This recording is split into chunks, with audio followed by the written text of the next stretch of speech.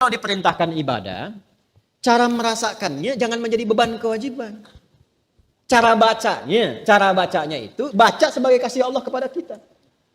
Kalau menjadi beban, nanti berat menerimanya, malas menunaikannya. Contoh kalau kita sedikit ingin detilkan misalnya, ya, wa'budu rabbakum, ibadah kepada Rabbmu. Kita bertanya, ya Allah bagaimana caranya? Lalu dirinci dalam Al-Quran, ya, tentang kualifikasi orang takwa. Ibadah pertamanya dalam bentuk sholat. Alladzina yu'minuna bil ghaibi wa yuqimunas sholat. Sholat kan, contohnya satu. Kita turunkan sholat misalnya. Nah, ketika dicontohkan detilnya satu, sholat. Nah, maka cara membaca sholat ini ketika akan ditunaikan, jangan dipahami sebagai perintah formal ibadah. Walaupun memang itu perintah. Sholat hukumnya apa? Wajib. Wajib sifatnya apa? Kewajiban kan? Yang harus kita tunaikan. Bentuknya perintah kan? Wa aqimus shalah. Tunaikan oleh kalian sholat. Perintah mengandung unsur wajib. Wajib berarti harus dikerjakan kan? Nah, perintah itu turun dasarnya sebagai kasih Allah. Jadi kalau perintah itu cuma bentuknya saja, formalnya untuk diberikan kepada kita. Tapi di balik perintah itu yang harus kita rasakan dan tanamkan ke jiwa kita. Jadi ketika diperintahkan sholat, jangan lihat kewajibannya. Karena nggak dilihat pun tetap wajib. Paham? Yang dirasakan itu maknanya. Apa hikmahnya di balik ini? Karena itu ketika Nabi diutus pun, bukan hanya menerangkan, ini kerjakan, ini tinggalkan. Tapi hikmahnya apa? Karena itu Nabi mengajarkan tentang hikmah. Karena diperintahkan Quran. Ya, Quran surah kedua Al-Baqarah ayat 151. Gak apa-apa lompat sedikit, kita masih di ayat 21. Ya. Kama arsalna fikum rasulam minkum yatlu alaikum ayatina wa yuzakkikum wa yuallimukumul kitaba wal hikmah wa yuallimukum ma lam takunu ta'lamun. Jadi ketika diterangkan kepada kita ibadah, kata Al-Quran ada perintahnya dulu. Makanya ibadah yang ditanya perintahnya. Sebaliknya kalau urusan dunia, ya kan, teman-teman sekalian, terkait dengan urusan dunia itu larangan yang dicarinya. Jadi kalau urusan ibadah jangan ditanya larangannya, karena sifatnya perintah. Ditanya dalil perintahnya apa. Saking sayangnya Allah, gak usah banyak-banyak, ini aja yang diperintahkan kerjakan. Jadi jangan tanya larangan. Kalau ditanya larangan gak akan ketemu dalilnya. Sholat subuh berapa rakaat? 2. Boleh nggak 3? Kan gak ada larangannya. Ada nggak larangan ditemukan sholat subuh 3 rakaat? Sampai kiamat kurang 2 hari nggak akan ditemukan. Karena memang salah pendalaman. Kalau ibadah itu yang dicari perintahnya. Kalau ada perintah kerjakan, maka turun ayat sebagai dalil. Ya, konsepnya begitu. Kama arsalna fikum rasulam minkum yatlu alaikum ayatina. Turun ayat dari kami. Apa ayatnya? Dalilnya apa? Wa aqimus shalah. Baru kita sholat. Lihat prakteknya dari Nabi. Contohnya bagaimana? Dibatasi. Saking sayangnya Allah gak usah banyak-banyak. Tapi kalau kita ikuti dapat hasilnya. Nah sekarang bagaimana menjalaninya? Setelah turun ayatnya, belajar cara melakukannya, bahas juga hikmahnya supaya nikmat menjalani ibadahnya. Karena ketika ayat diturunkan, hikmah menyertainya. Itu permintaan turunnya hikmah itu sampai dimohonkan 2 orang Nabi dan Rasul, ayah dan anak. Nabi Ibrahim dan Nabi Ismail setelah tuntas alaihi wassalam meninggikan bangunan Ka'bah yang runtuh bagian atasnya di masa Nabi Nuh karena terkena banjir itu, tersisa pondasi. Nah, secara singkatnya ketika sudah jadi bangunannya itu berdoalah kepada Allah. Di antara doanya itu yang ayat 129. 129-nya, Rabbana wab'ats fihim rasulam minhum yatlu alaihim ayatika wa yu'allimuhumul kitaba wal hikmah wa yuzakkihim innaka antal azizul hakim. Ya Allah, mohon ya Allah, nanti utus Rasul yang terakhir itu. Rasul yang paling terakhir.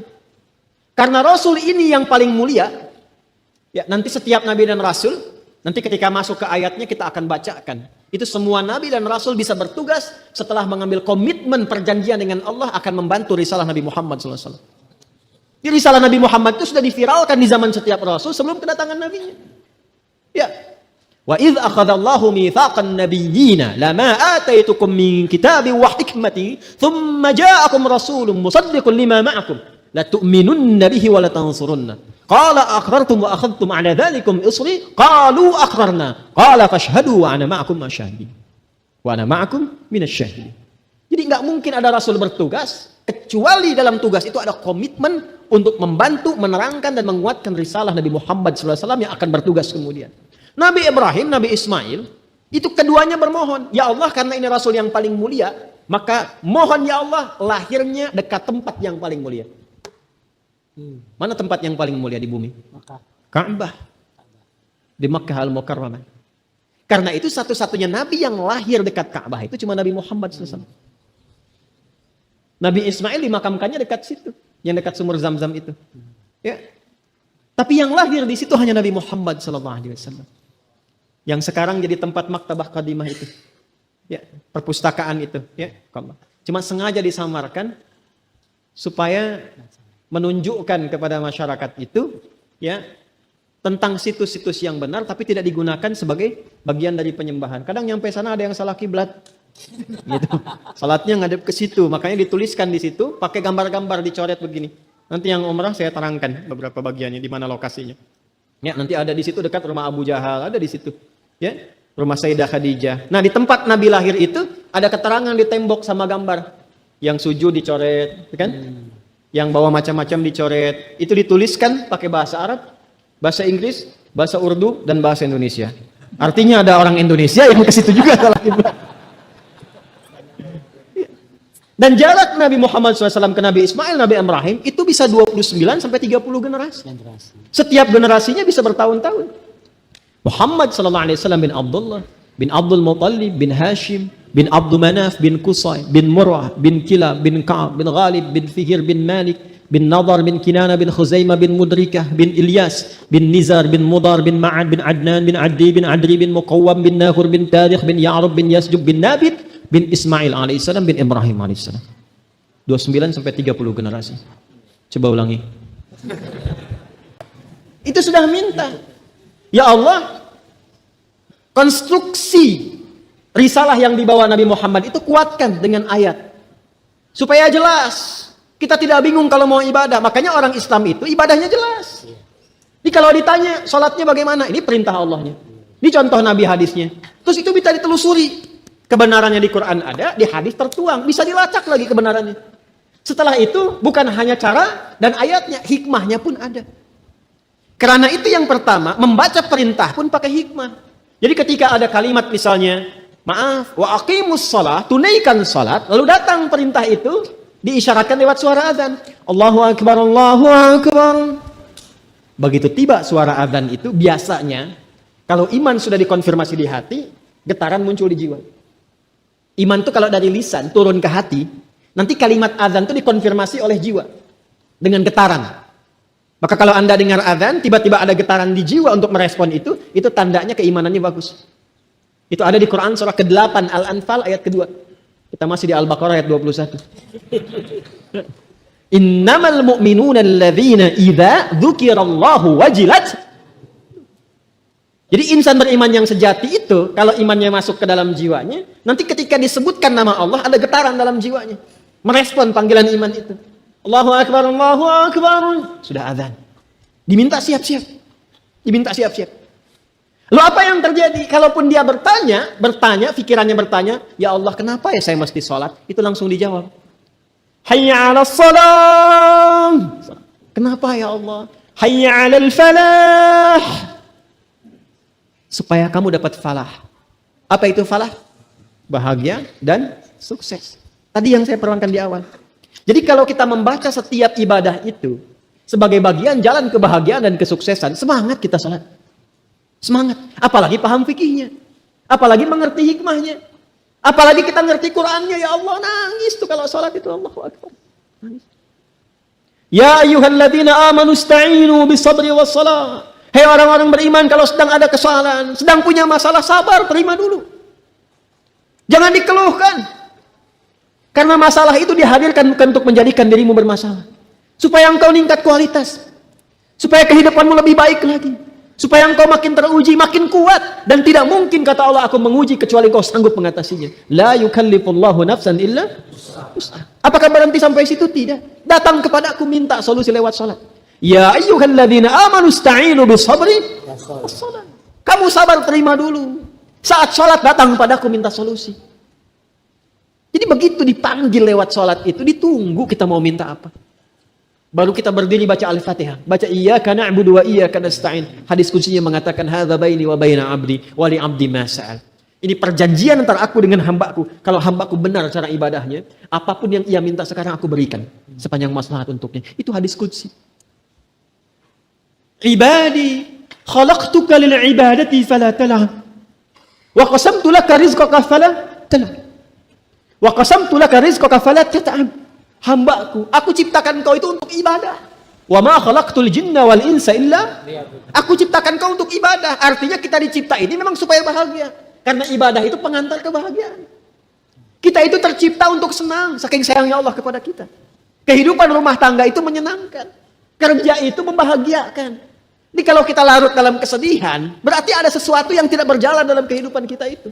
Wa qasamtu laka rizqaka fala tat'am. Kamu aku ciptakan untuk ibadah, jangan banyak mainnya, kata Allah.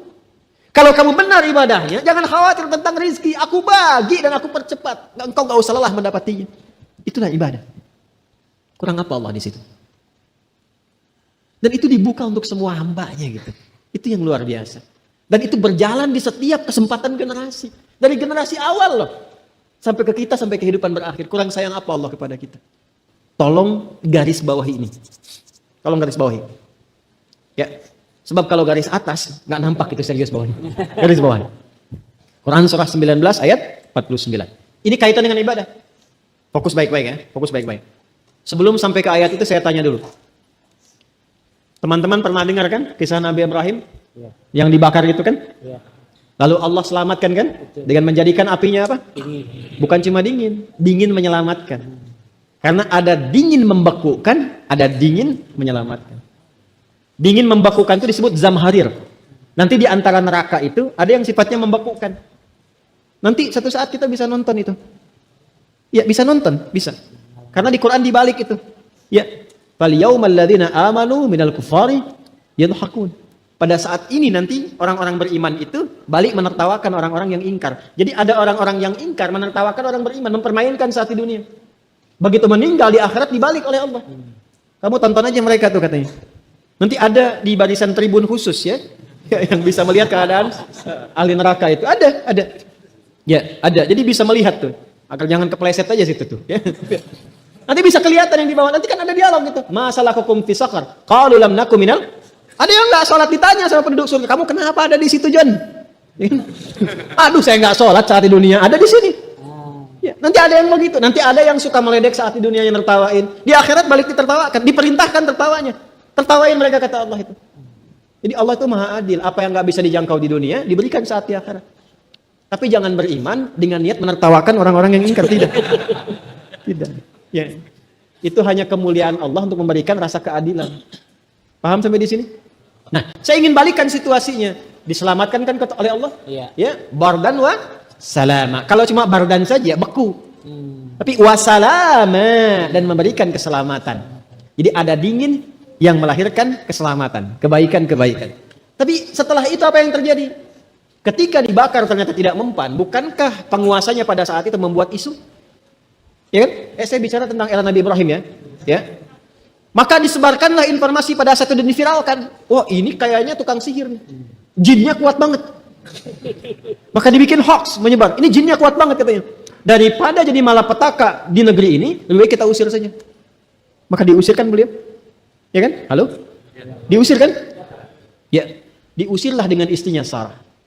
Jadi ternyata jalan ibadah itu nggak mudah. Ya. Nggak mudah. Mungkin lebih sulit daripada jalan ninjamu yang kau tempuh. Ini status itu. Tapi ternyata di balik kesulitan itu selalu ada kemudahan. Ya jangan lihat sulitnya, lihat hasilnya. Inna ma'al usri yusra. Karena memang hasilnya istimewa, dibuat berliku itu supaya kitanya itu bisa lebih kuat, bisa lebih tangguh.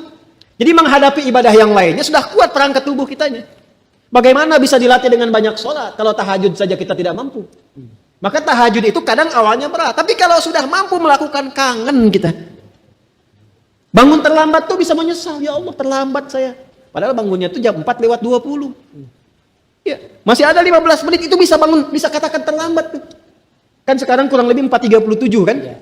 Anda bangun 4.30 itu bisa menyesal. Subuh 4.37, biasanya bangun 7.34. Ya kan? Wajib tertinggal, tapi ketika terlatih dengan ibadah yang maksimal, itu bangun 4.30 itu masih menyesal, ya Allah, kok saya terlambat, masih bilang terlambat. Padahal subuh belum tiba. Itulah indahnya ibadah itu seperti itu. Jadi jangan posisikan sesuatu yang mungkin terasa sulit di awal, itu bisa memberikan beban, tidak. Cara pandangnya akan ada kenikmatan setelah itu. Maka apa yang terjadi? Ini fitrah ibadah. Jangan dikira untuk beribadah itu begitu mudah. Ya, sama, Anda ingin sukses, jangan dikira membalikan telapak tangan langsung sukses. Mesti ada jalan kan yang ditempuh. Apa Anda berkata, saya ingin ke kajian, seling langsung ada di sini? Tidak. Anda harus melewati hujan kan? Ya kan?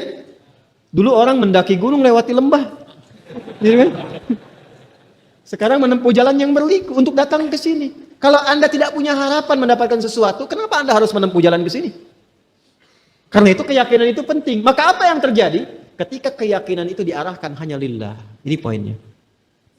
Maka Allah berikan pendampingan kepada kita untuk memudahkan, plus janji jawaban bagi setiap yang Anda mohonkan, bahkan yang mustahil menurut manusia. Maka turunlah Quran surah 19 Maryam ayat 49 untuk merespon itu. Falamma i'tazalahum wa ma ya'buduna min dunillahi wa habna lahu Ishaq wa Yaqub. Itu Ishaknya belum lahir, Yakubnya belum ada. Dan belum terjadi, itu kadar Allah langsung. Jadi ternyata ketika Anda meninggalkan sesuatu yang dirasakan, menyenangkan, membahagiakan, tapi itu menyimpang dari ketentuan Allah, dan Anda ingin kembali kepada jalan Allah yang benar, mungkin awalnya nggak mudah, tapi ternyata ketika Anda milih saja ikhlas karena Allah, itu Allah sudah menyiapkan rencana yang sangat luar biasa. Mungkin nggak sekarang, tapi nanti.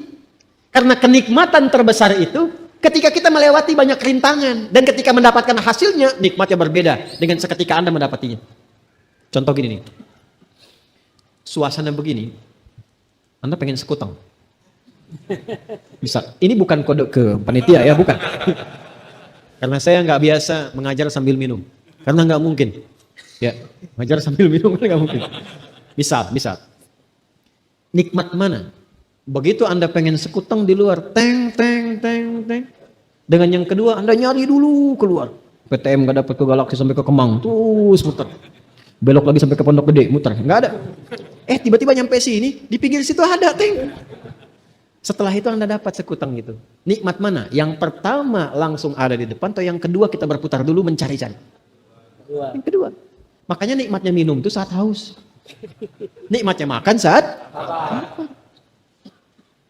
Karena itu terkadang kita itu memohon kepada Allah, kadang-kadang nggak langsung terkabul seketika. Supaya Allah menanamkan kenikmatan besar saat mendapatkan hasil yang kita mohonkan itu. Dan itu saat sedang berikhtiar, masih ditambah pahala. Udah minta aja dulu terus, minta terus. Pahala dikasih lagi. Sehingga ketika mendapatinya, ya Allah minta keturunan. Sebulan belum dapat, 2 bulan belum dapat, 3 bulan belum dapat. Ketika 3 tahun, itu nikmatnya luar biasa. Takbirnya bisa lebih kencang daripada takbiran yang Idul Fitri itu. Allahu Akbar gitu kan. Kenapa? Padahal positif. Ya kan? Itu luar biasa. Jadi ibadah itu bukan hampa makna, tapi istimewa, penuh dengan limpahan rahmat. Jadi ketika kita memutuskan ibadah dan ikhlas, kuncinya ikhlas lillah, karena Allah, bukan karena yang lain. Itu saat kita memutuskan mendekat kepada Allah, Allah menyiapkan rahmat yang belum kita dapatkan saat ini. Kalau istiqamah, dapat, dan indah dapatnya. Jadi ketika melepaskan diri dari kaumnya sekalipun terusir, awas, ini kondisi Nabi Ibrahim ya. Jangan dikiaskan sendiri-sendiri ini. Karena ada babnya sendiri, ada detailnya. Jangan setelah ini Anda resign pekerjaan misalnya apa, lalu Anda katakan video Ustaz Adi Hidayat. Tidak. Ya, tanyakan dulu seperti apa realnya. Karena semua ada babnya. Fikih itu ada detailnya. Gak boleh sembarangan. Jelas ya? Tadi saya sebutkan misalnya tentang togut, itu ada detailnya. Jangan menyimpulkan sendiri, ini togut, itu togut. Gak boleh. Ada detailnya. Jelas ya? Kalau salah menilai itu, kembali kepada yang menilai. Ada kalimat-kalimat sensitif dalam agama yang gak boleh sembarangan diungkapkan. Ketika sembarangan diucapkan, ia mencari pemiliknya di langit dan di bumi. Tak menemukan, kembali kepada yang menuturkan. Ya. Seperti kata kafir, gak boleh sembarangan mengkafirkan orang-orang ya, yang terlihat beriman dan sebagainya misalnya. Gak boleh. Yuk kembali lagi ke awal. Maka falamma i'tazalahum Min dunillahi wahabna lahu Ishaq wa Yaqub. Kami siapkan Ishaq, setelah itu Yaqub. Kapan dapat Ishak itu? Bukan saat meninggalkan itu. Justru saat mulai bertugas, berdakwah, didampingi Sarah. Ya, yang sudah mulai juga sepuh. Ya, Sarah itu kan divonis secara medis, nggak mungkin punya keturunan. Maaf ibu, divonis monopos dan mandul. Itu setelah menempuh perjalanan tuh keluar dari tadi Mesopotamia, datang ke Mesir, kemudian dapat hadiah di situ, kemudian Hajar alaihissalam. Hajar kemudian melahirkan Ismail. Prosesnya panjang. Sampai kemudian Sarah alaihissalam dengan Ibrahim alaihissalam menyatu.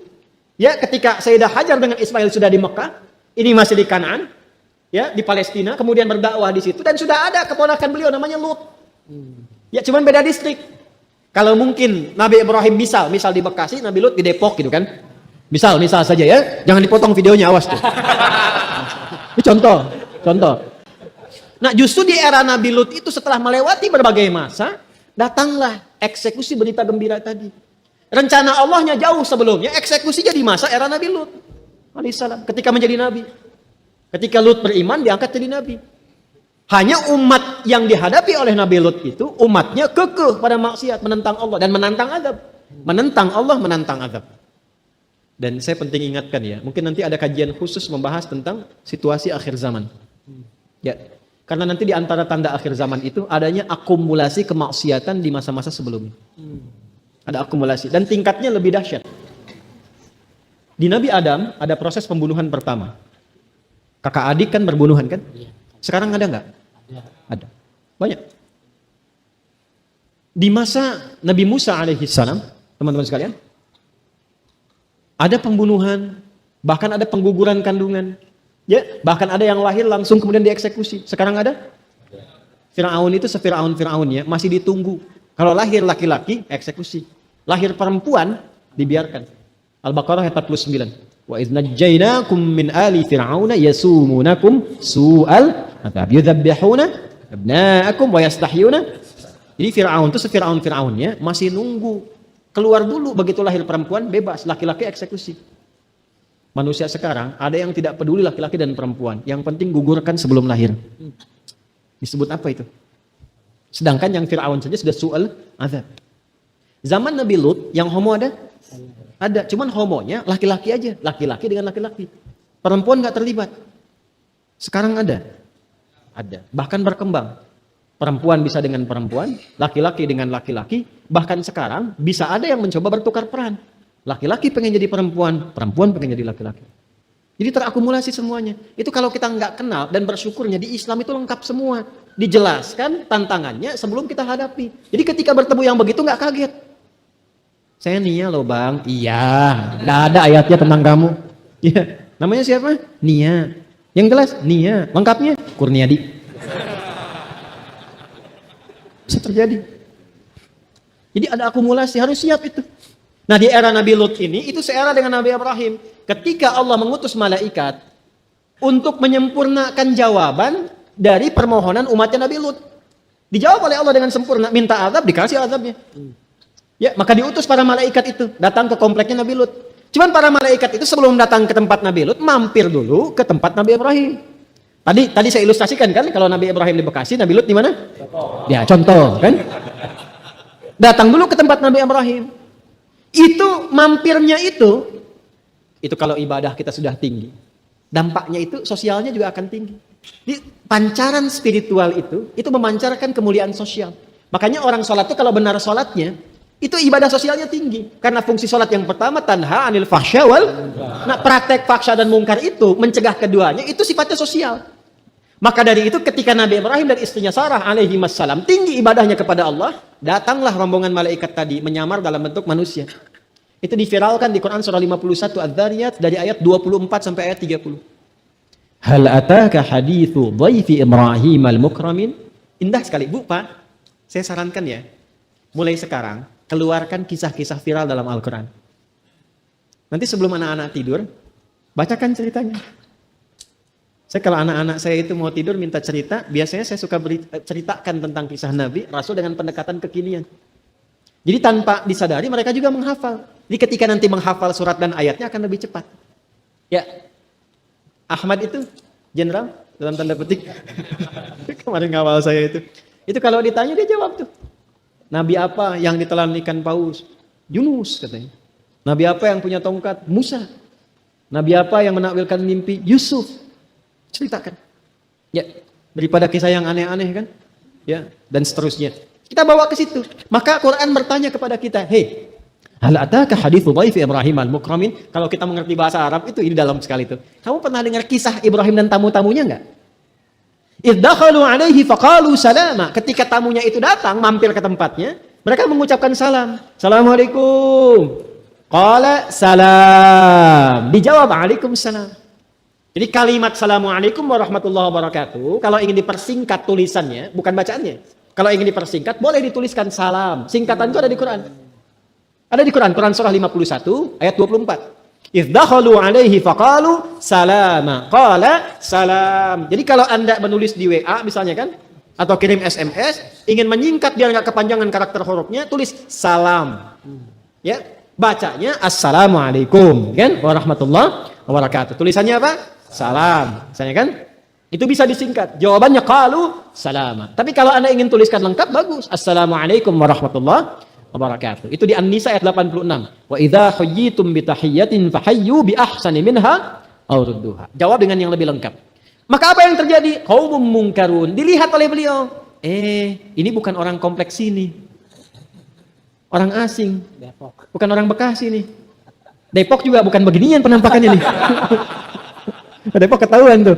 Ya, ini bukan orang Depok nih. Bukan orang sini. Karena beda, tampannya lain. Depok beda. Bekasi nggak sama. Qaumum munkarun, ini bukan orang sini. Karena tahu itu bukan orang situ, beliau berpikir, ini cara berpikirnya luar biasa nih. Karena tahu bukan penduduk lokal dan bukan tempat-tempat yang biasa beliau kenal, padahal beliau suka berpetualang, makanya disebut Ibrahim. Ibrahim itu nanti punya dua makna. Satu, ada yang mengatakan dari Abun Rahim, bapak yang sangat penyayang. Nanti saya jelaskan kemudian. Ada yang menjelaskan sebagai sang penyeberang yang suka berdakwah dengan melintasi tempat-tempat. Ya, datang ke sini dan sebagainya.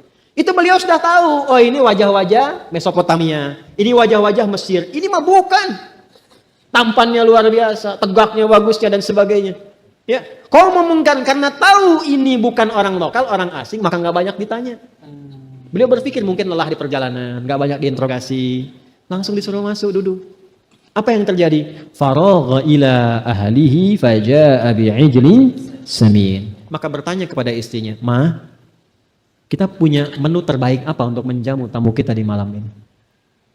Sempat-sempatnya malam-malam bikin gulai sapi. Malam-malam untuk menjamu tamu itu. Cuman persoalan mulai muncul. Faqarrabahu ilaihim qala ala ta'kulun. Tuh tamu setelah dihidangkan, udah gulai, udah ada semuanya. Itu cuma dilihat begini. Nggak dimakan. Tangannya nggak bisa gerak ke situ. Dari atas lihat ke bawah, kakinya nggak napak.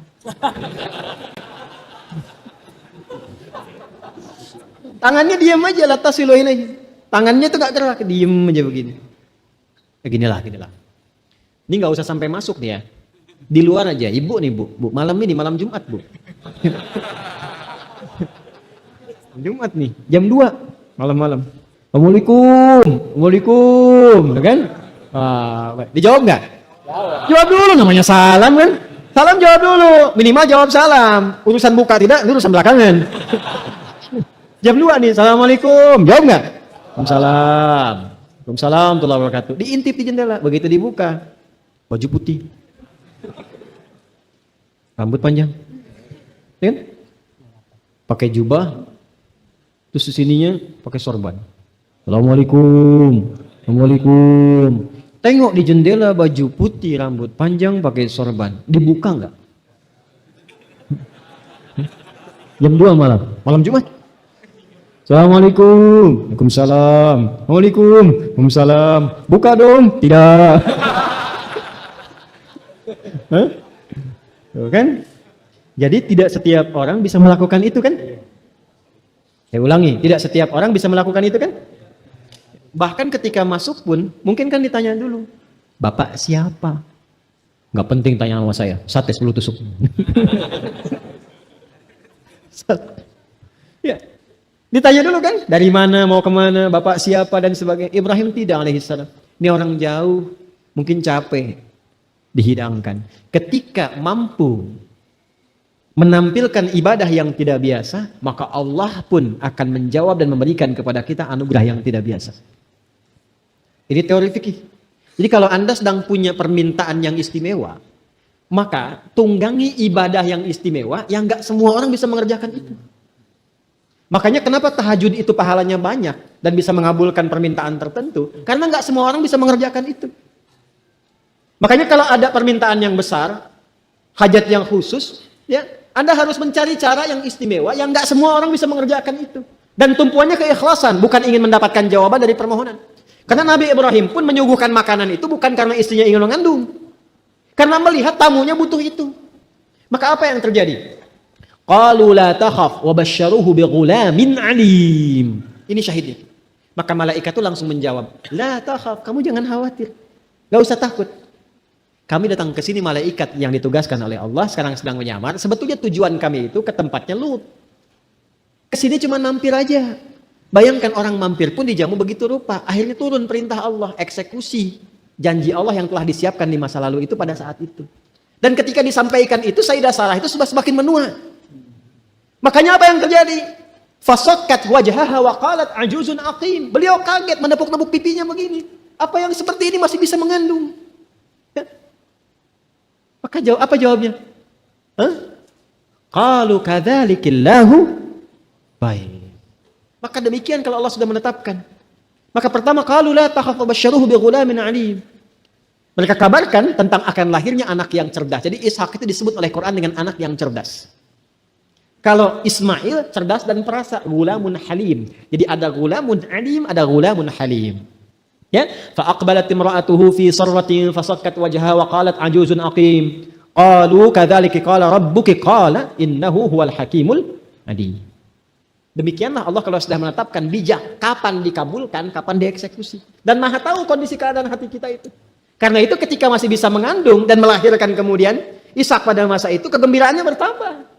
Karena sesuatu yang merasakan tertunda sekian lama, kebahagiaannya semakin memuncak pada masa itu. Dan limpahan pahalanya semakin banyak. Itulah terkadang ibadah kita sekarang, itu bisa mengabulkan doa kita mungkin beberapa masa yang mendatang. Bahkan menghadirkan anugerah pada yang tidak pernah kita minta. Jadi kalau Anda sedang bekerja, tiba-tiba dapat proyek, mungkin bukan karena ikhtiar Anda saja. Itu karena amalan Anda yang bulan lalu yang belum mungkin terjawab pada saat itu.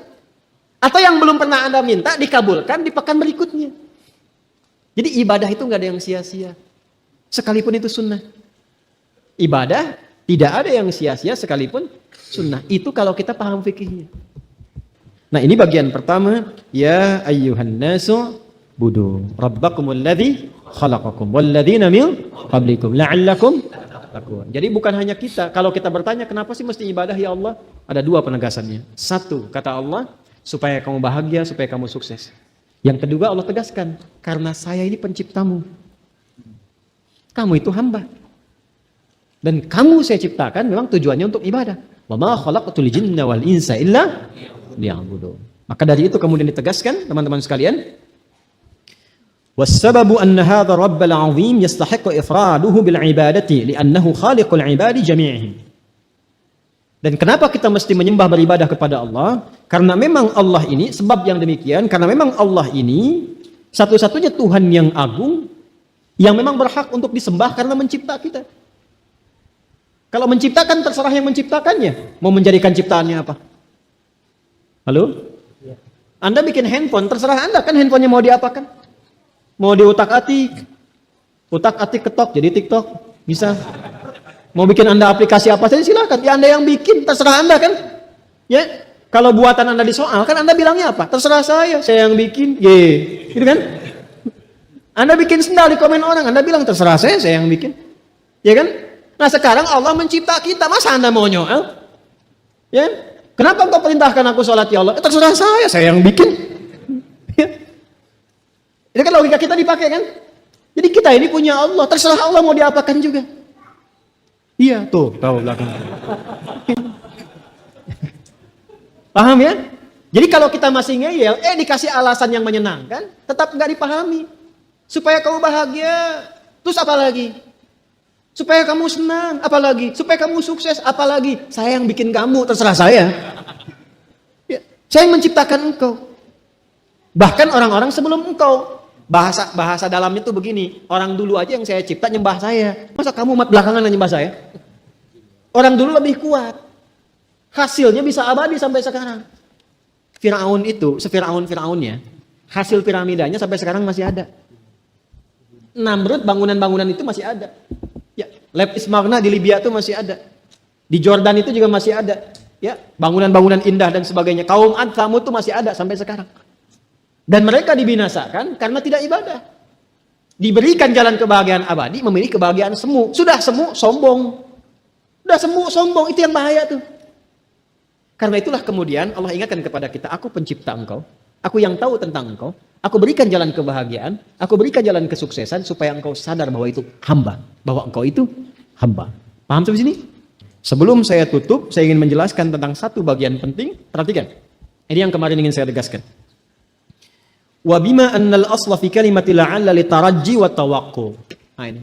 Wa huwa mustahilun min Allahil qadiril a'la lil 'abdi ad-dha'ifil adna, fa kana al-muradu bihi if'alu dzalika rajina al-wusula lit-taqwa. Paham? Tidak.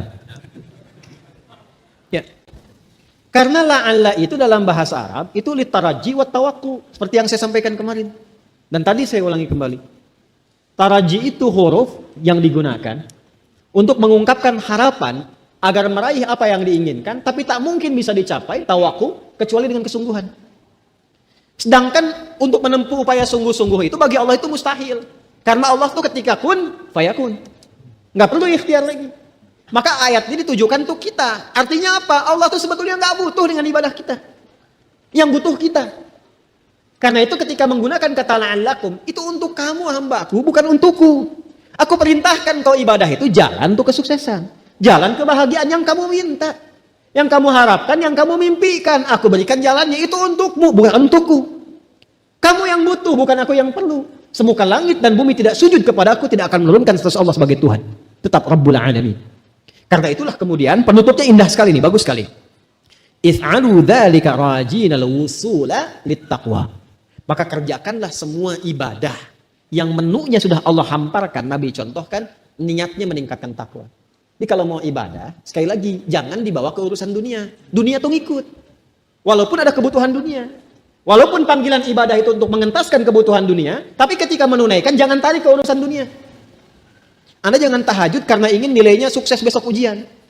Anda jangan tunaikan puasa karena ingin dapat proyek besar besoknya. Walaupun mungkin puasa itu bisa memudahkan Anda mendapatkan proyek yang diharapkan. Tapi niatkan ibadah itu sebatas memenuhi kebutuhan takwa kita kepada Allah.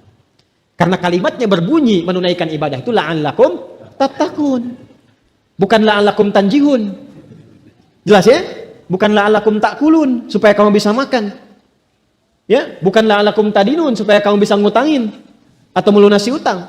Jadi kalau mau puasa, mau salat duha, mau infak, mau sedekah, niatkan untuk meningkatkan takwa kepada Allah. Selanjutnya biarkan Allah yang menuntaskan persoalan-persoalan kehidupan kita. Jelas sampai sini? Ini penting saya sampaikan supaya nanti saat mempraktekkan ini semua kita tidak tarik itu ke dalam urusan dunia, terlalu kecil. Sekalipun diperkenankan tapi terlalu rendah itu. Sehingga nanti menurunkan keistimewaan yang sudah Allah siapkan. Allah kalau sudah menyiapkan BMW, masa Anda mintanya BMX? Maaf ya, BMW dan BMX itu cuma contoh. Jelas ya? Halo? Jelas ya? Nah, ini yang mesti kita pahamkan pada diri kita. Sebelum saya tutup, paham maksudnya? Paham. Jadi kalau saya tanyakan, siap kita ibadah? Untuk apa ibadah? Meningkatkan takwa. Supaya apa kita ibadah? Bahagia. Supaya apa lagi? Sukses. Jadi kalau diperintahkan ibadah, semangat kita? Besok subuh jam berapa? 4.37. Baik. Kalau ada panggilan azan, pilih sholat atau pilih olahraga? Sholat. Kalau ditawarin 1 juta? Sholat. 10 juta? Sholat. 100 juta? Sholat. Mana tas saya tadi itu?